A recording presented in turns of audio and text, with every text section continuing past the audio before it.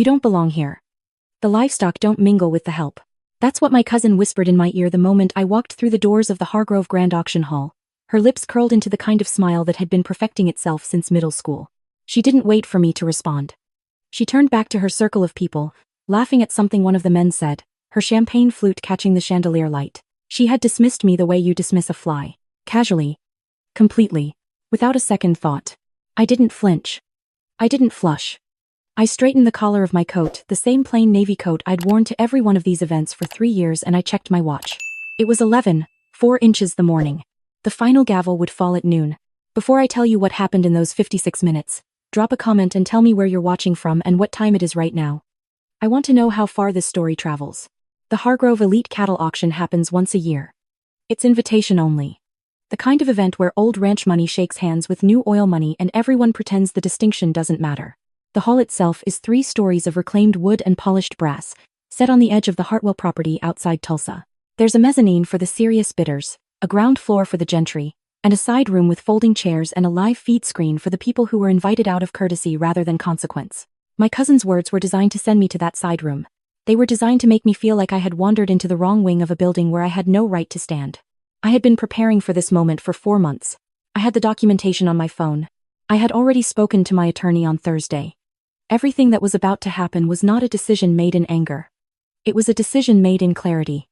And there is a difference. Let me go back to the beginning, because the beginning matters. My grandmother, Ruth Calloway, built the Calloway Ranch with her first husband before anyone in this family was old enough to have opinions about anything. 4,200 acres of working land in northeastern Oklahoma, breeding stock that had won regional titles for 11 consecutive years, and a reputation in the cattle community that took decades to earn. When she passed 6 years ago, she left it to me. Not to my uncle. Not to my cousin Paige. Not to the branch of the family that had been living on the property in the main house for the past decade, treating it like a personal resort. To me. She left it to me because I was the one who showed up. Every summer from the time I was 13. Every school break.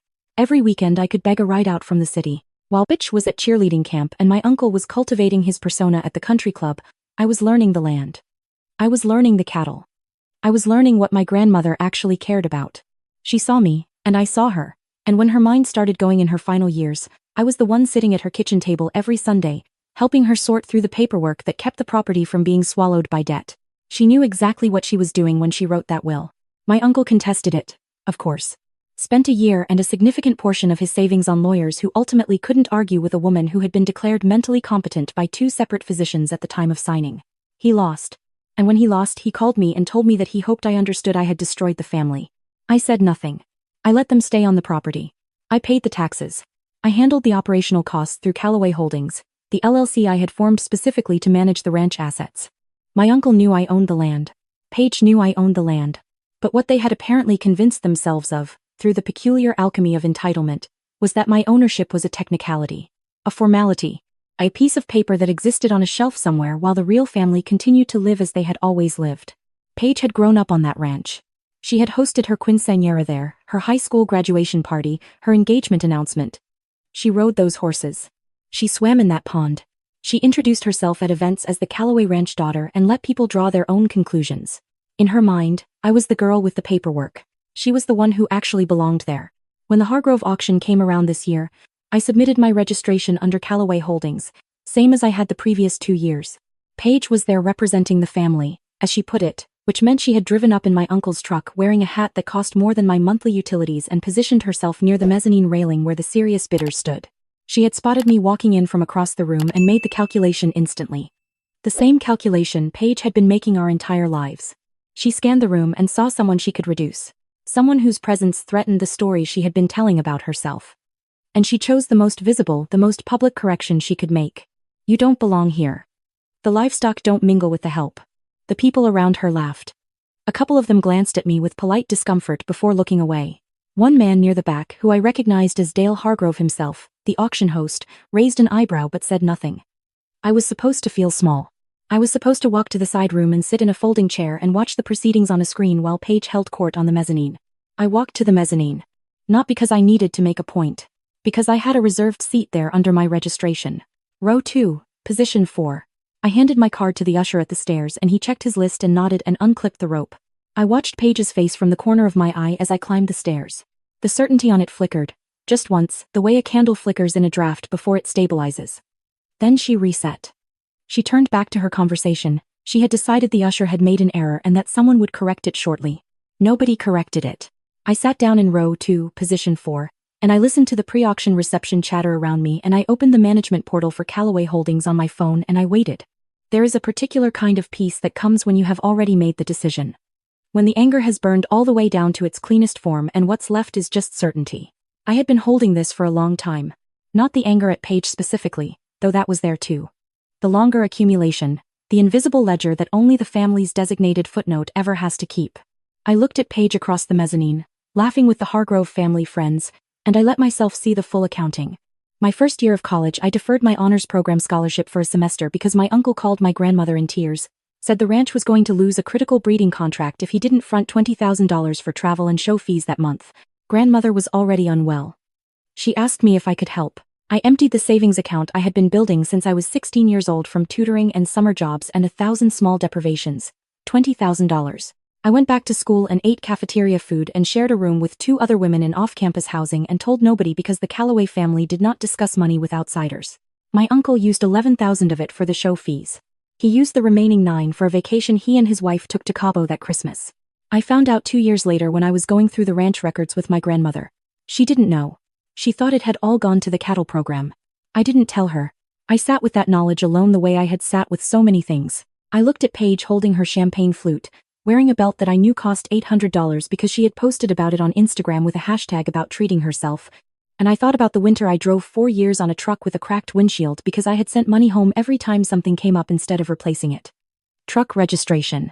Hay shortage during a drought year. Veterinary bills after a fencing accident damaged 3 of the prize bulls. I sent it because they asked and because the ranch was my grandmother's and because some part of me believed that if I kept the foundation standing, the family would eventually recognize who was holding it up. They recognized nothing.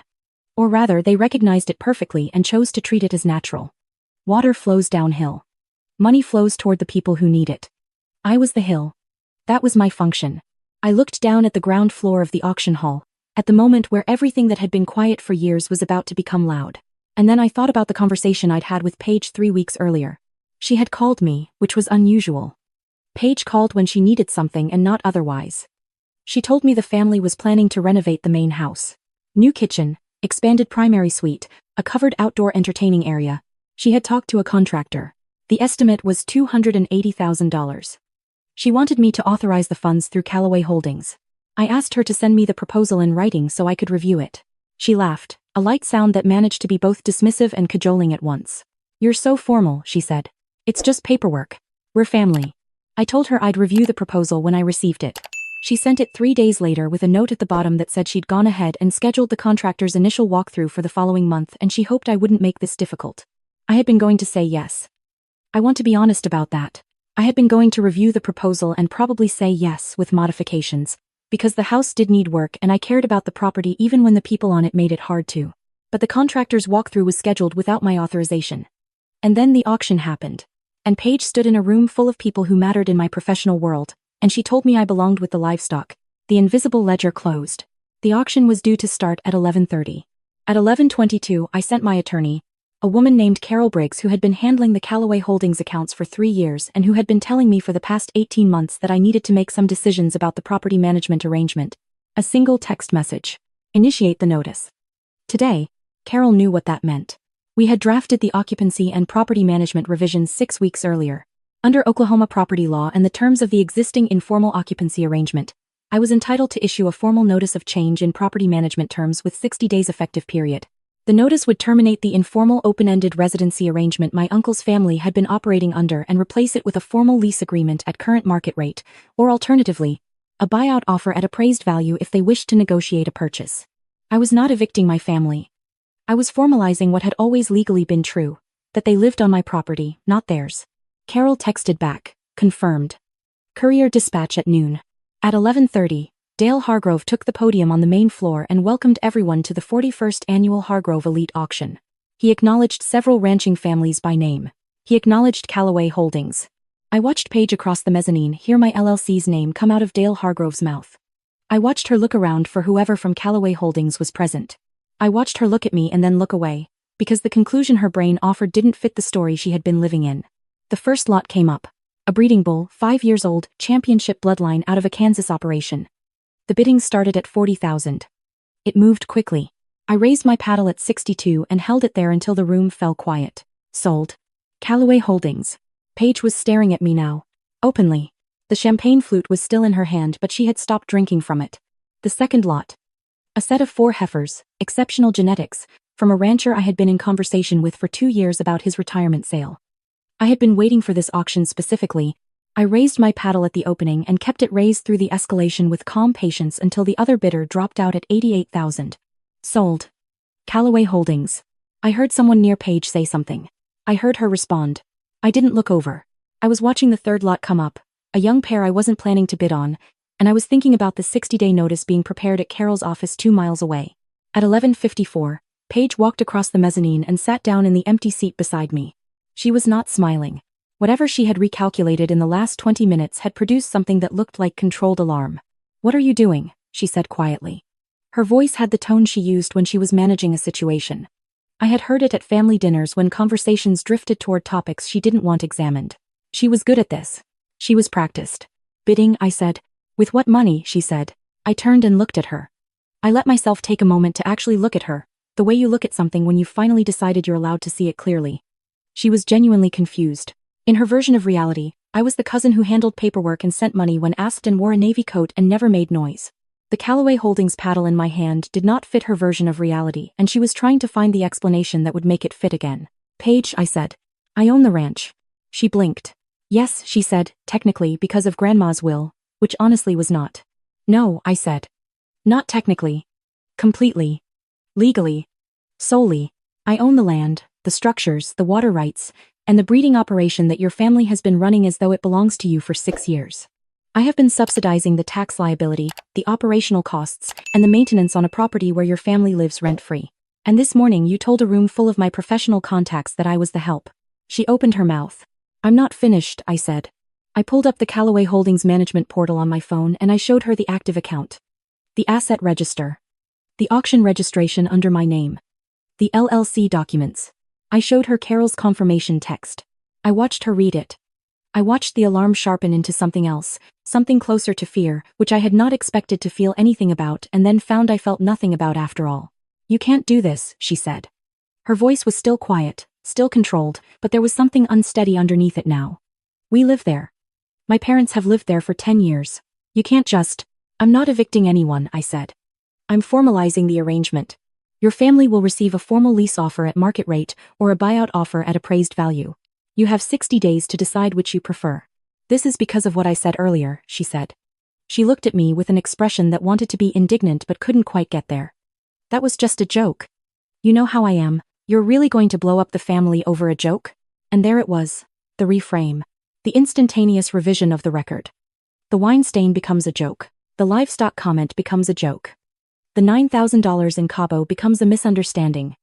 The cracked windshield becomes just how things worked out. Every withdrawal from the invisible ledger becomes a joke, a misunderstanding, a thing I was too sensitive about, a thing I shouldn't have held on to, a thing that certainly did not justify whatever I was currently doing. I have thought about this moment for a long time. What I would say when someone finally tried to reduce all of it to a joke. I said, "I know exactly how you are, Paige.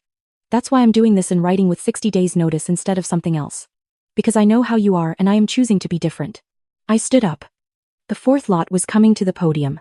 I had not planned to bid on it, but I raised my paddle anyway, and I kept it raised, and when the final number settled I let the gavel come down and I sat back down and I breathed. "Sold. Calloway Holdings." Dale Hargrove caught my eye from the podium and gave me a nod. He was old enough and experienced enough in this world to understand what he had witnessed without needing it explained. The Calloway family had been coming to his auction for 20 years. He knew exactly which Calloway had been showing up for the last 3. Paige left the mezzanine shortly after noon. She didn't say anything else to me. I watched her go down the stairs and across the floor and out through the main doors, and I felt the specific quiet that comes when something has finally been said out loud that should have been said years ago. I stayed for the full auction.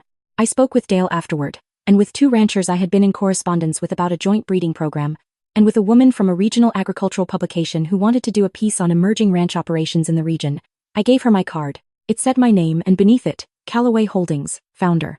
I drove home along the highway that runs past the eastern edge of the Calloway property. The late October light was doing something specific to the tall grass that I have never been able to adequately describe, that gold-bronze shift that happens in the late afternoon when the season is turning. 4,200 acres of it. My grandmother's land. Mine now. My phone was full of messages by the time I reached the city. My uncle had called 4 times.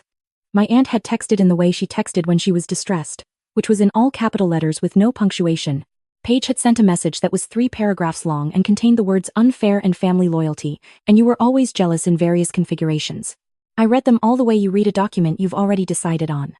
Not for new information but for confirmation that you understood the situation correctly. There was also a message from my mother, who had been carefully neutral about the ranch situation for 6 years, walking the line between her sister's family and me with the exhausting precision of someone who believes that being Switzerland is the same as being good. Her message said, "I heard what happened. I think we need to talk." I thought about calling her. I thought about the conversation we would have. The one where she would ask me to consider their position and to remember that family is complicated and to think about what Grandma would have wanted. I thought about what Grandma would actually have wanted, which I knew better than anyone because I had been there.